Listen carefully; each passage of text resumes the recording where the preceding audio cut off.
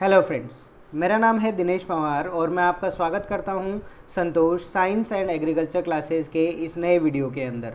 दोस्तों, कहते हैं कि अपने दिल में वो तूफ़ान छुपा कर रखो जो समय आने पर तहलका मचा दे, और तैयारी करो तो इतनी खामोशी से करो कि सफलता मिले तो वो शोर मचा दे।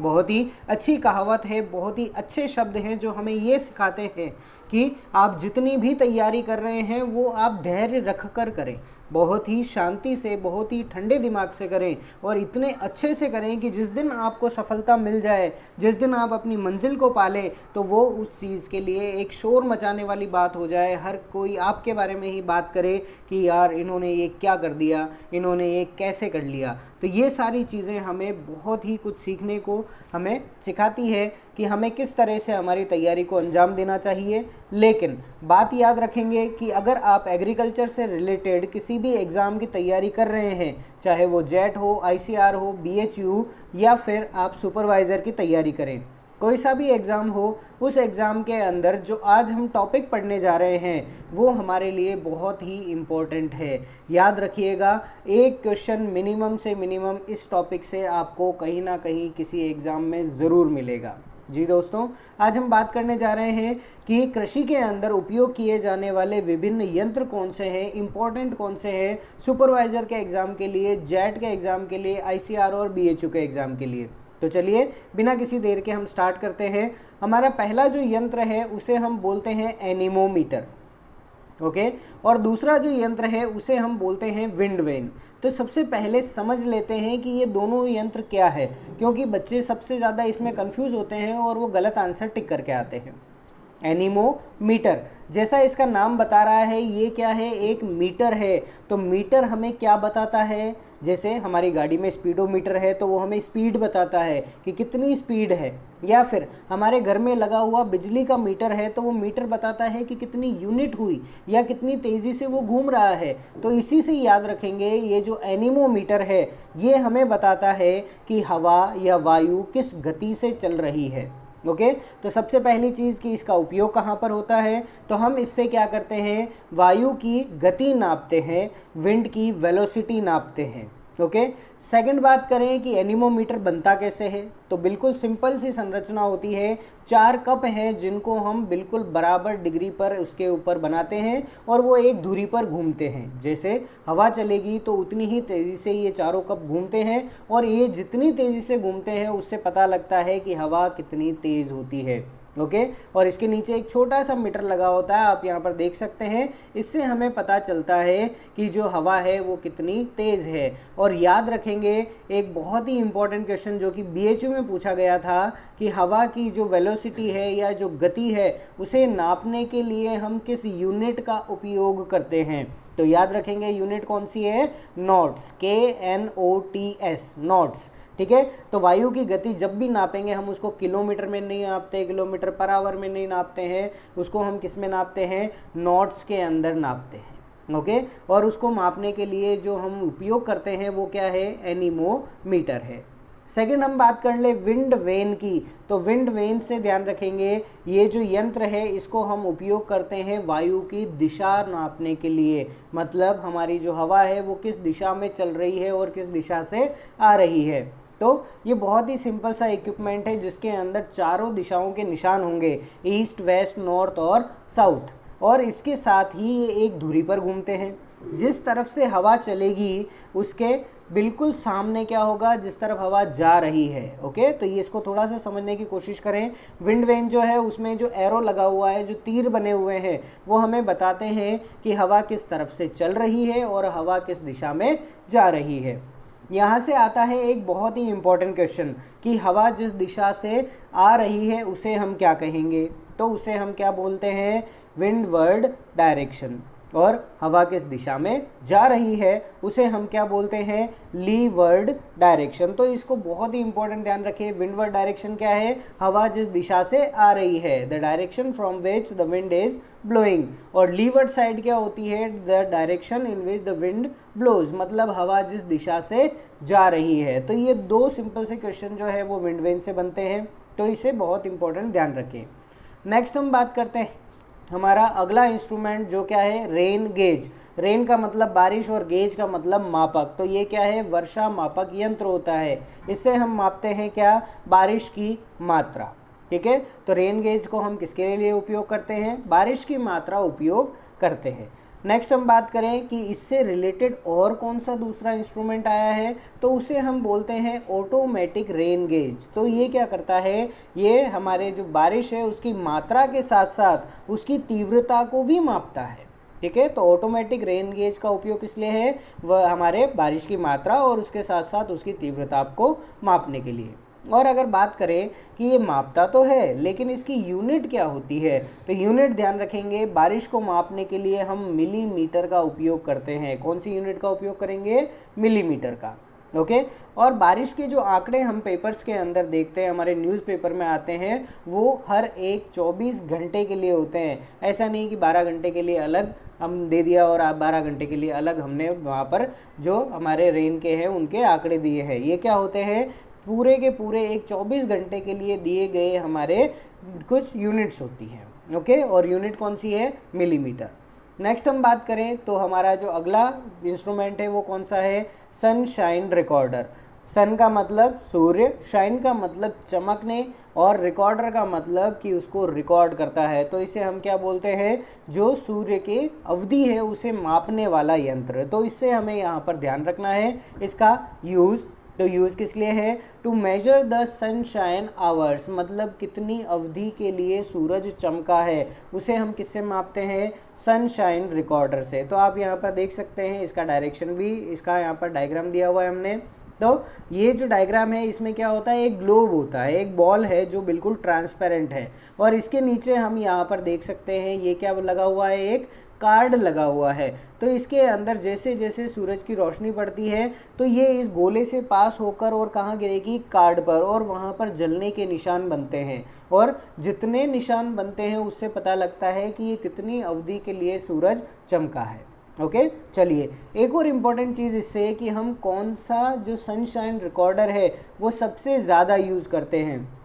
तो हमारी जो इंडियन ऑब्जर्वेटरीज़ हैं जिससे हम मौसम का पता लगाते हैं, उसके अंदर हम सबसे ज़्यादा यूज़ करते हैं कैंपबेल स्टोक्स सनशाइन रिकॉर्डर। तो ये नाम ज़रूर ध्यान रख लीजिएगा, किसका यूज़ करते हैं, कैंपबेल स्टोक्स सनशाइन रिकॉर्डर का यूज़ किया जाता है। ओके, चलिए नेक्स्ट बात करें तो बहुत ही इम्पोर्टेंट यंत्र है जिसके बारे में ICR, जेट, BHU सब जगह पूछा गया है, जिसे हम क्या कहते हैं, पीजियोमीटर। क्या कहेंगे, पीजियोमीटर। और इस पीजियोमीटर का हम यूज़ करते हैं हमारे भूमिगत जल की मात्रा को ज्ञात करने के लिए कि कितना ऊपर तक पानी है। ओके, तो हम इसको इंग्लिश में क्या कहते हैं, वाटर टेबल कहते हैं। क्या कहते हैं, वाटर टेबल। तो जो हमारी वाटर टेबल है उसको मापने के लिए, या भूमिगत जल का जो स्तर है उसको मापने के लिए हम पीजियोमीटर का उपयोग करते हैं। ओके, चलिए नेक्स्ट हम बात करें ऑक्जेनोमीटर की। तो ऑक्जेनोमीटर जो है उसका उपयोग किया जाता है पौधों की वृद्धि को मापने के लिए। ठीक है, इसका जो एक एंड है, इसका एक जो छोर है उसको हम पौधे से मापते हैं, और इसका जो एरो होता है वो एक मीटर से, एक स्केल से जुड़ा हुआ होता है। इससे हमें पता लगता है कि ये जो हमारा पौधा है वो पिछले एक दिन में या पिछले एक हफ्ते में कितना बड़ा है, कितना सेंटीमीटर इसने ग्रोथ करी है। तो वो चीज़ हमें कौन बताता है, ऑक्जेनोमीटर। तो ध्यान रखेंगे ऑक्जेनोमीटर का उपयोग क्या है, to measure the growth of plants, मतलब पौधों की बढ़वार या वृद्धि को मापने का यंत्र है।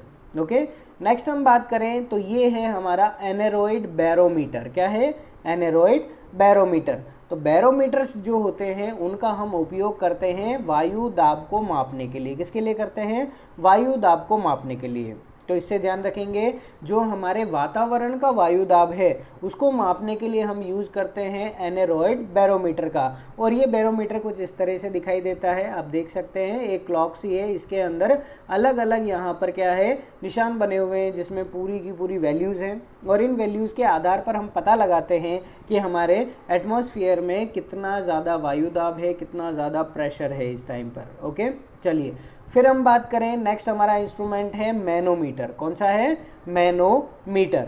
मैनोमीटर का उपयोग किया जाता है to measure the root pressure, या फिर जड़ दाब जो हम हिंदी में कह सकते हैं। तो हमारी जो जड़ें होती है पौधों की, वो कितना ज़्यादा दबाव डालती हैं पौधों के हमारे जल ग्रहण करने पर, उसको हम क्या कहते हैं, रूट प्रेशर। ठीक है, तो इसी रूट प्रेशर या जड़ दाब को मापने वाला यंत्र क्या है, मैनोमीटर है। ओके, सिंपल सा है। और ये होता कैसा है, यू के आकार का होता है। जैसे इसमें एक यू यूं बना हुआ है और एक यू वापस नीचे की तरफ बना हुआ है, तो इसे हम क्या कहते हैं, मैनोमीटर कहते हैं। नेक्स्ट हम बात करें तो अगला इंस्ट्रूमेंट क्या है, पोरोमीटर। कौन सा है, पोरोमीटर। अब बात करेंगे पोरो शब्द कहाँ से लिया है, तो ये पोर्स से लिया हुआ है। और पोर का मतलब क्या होता है, छिद्र होता है। क्या होता है, छिद्र। और पौधों में बात करें छिद्र क्या होते हैं, स्टोमेटा। ठीक है, तो सिंपल सा हम इससे रिलेट कर सकते हैं। पोरोमीटर जो है वो पोर्स को मापता है, मतलब छिद्रों को। तो पौधों के अंदर जो छिद्र है वो क्या है, स्टोमेटा। तो हम कह सकते हैं ये स्टोमेटा की गति या फिर स्टोमेटा के खुलने व बंद होने की मापक यंत्र होता है। ठीक है, कौन सा यंत्र है, पोरोमीटर है। ओके, चलिए नेक्स्ट बात करें तो पोरोमीटर से ही मिलता जुलता हमारा यंत्र है जो क्या है, पोटोमीटर। कौन सा है, पोटोमीटर। ठीक है, दोनों ही यंत्र है वो पौधों के लिए उपयोग किए जाते हैं, पर पोटोमीटर का उपयोग हम किसके लिए करते हैं, ट्रांसपीरेशन को मापने के लिए। किसके लिए करते हैं, ट्रांसपीरेशन, जो हमारा वाष्पोत्सर्जन है पौधों से, उसको मापने के लिए इसका उपयोग किया जाता है। हम क्या करते हैं, इसमें एक ग्लास या एक बीकर में हमने पानी रख लिया और दूसरी जगह पे हम क्या करते हैं, पौधे को रखते हैं। तो पौधा जितना ज़्यादा पानी सोखता है, इसका मतलब उतना ही जल उसने वाष्पोत्सर्जित कर दिया है, ट्रांसपायर कर दिया है। तो इस तरह से हम माप सकते हैं कि पौधे ने कितना जल ग्रहण किया। तो पोटोमीटर का हम उपयोग किसके लिए करते हैं, to measure the transpiration of the plant. और हम पोरोमीटर का उपयोग किसके लिए करते हैं, to measure the opening and closing of stomata. तो ये दोनों कंफ्यूजिंग है, और जहाँ पर कंफ्यूजन होता है वहीं से क्वेश्चन पुटअप होता है। ये चीज़ हमेशा ध्यान रखिएगा। तो इन दोनों को हमें बिल्कुल भी नहीं भूलना है। ओके, नेक्स्ट बात करें, अगला इंस्ट्रूमेंट है पायरेनोमीटर। कौन सा है, पायरेनोमीटर। पायरेनोमीटर जो है इसका हम उपयोग करते हैं सूर्य की कुल विकिरण को मापने के लिए। तो जितनी ज़्यादा रेडिएशन आ रही है सूर्य की, जितनी किरणें आ रही हैं, वो सारी की सारी जो है वो किससे मापी जाती है, पायरेनोमीटर से मापी जाती है। मतलब total incoming radiation of the sun. तो सन की जितनी इनकमिंग रेडिएशन है टोटली, उसको मापने के लिए हम पायरेनोमीटर का उपयोग करते हैं।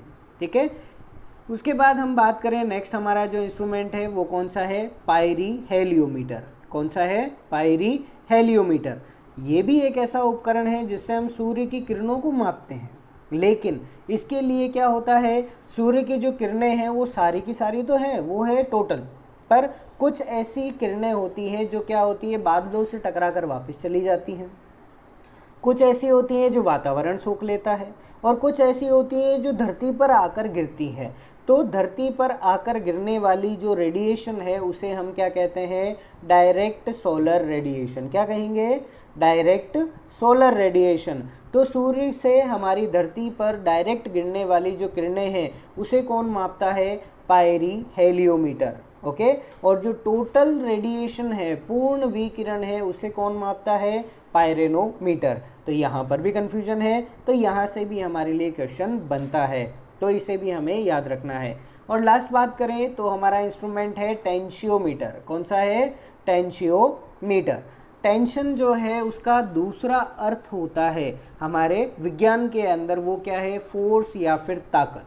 ठीक है, किसी चीज़ को खींचने की ताकत को हम क्या कहते हैं, टेंशन कहते हैं। तो इसी खींचने की ताकत को मापने के लिए हम क्या यूज़ करते हैं, टेंशियोमीटर। ओके, चलिए बात आती है कि हम यहाँ क्या खींच रहे हैं या किसके खिंचाव को माप रहे हैं। तो हम यहाँ पर हमारी मिट्टी के अंदर जल के खिंचाव को या जल के तनाव को माप रहे हैं, उसे हम क्या कहेंगे, टेंशियोमीटर। तो ये टेंशियोमीटर जो है वो हमें क्या बताता है कि मिट्टी के अंदर जल का तनाव कितना है, मतलब मिट्टी के अंदर जल की मात्रा कितनी है।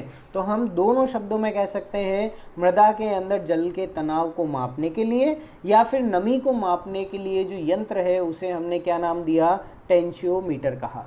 ठीक है, टेंशियोमीटर से रिलेटेड एक और क्वेश्चन आता है कि इसकी रेंज कहाँ से कहाँ तक होती है। ओके।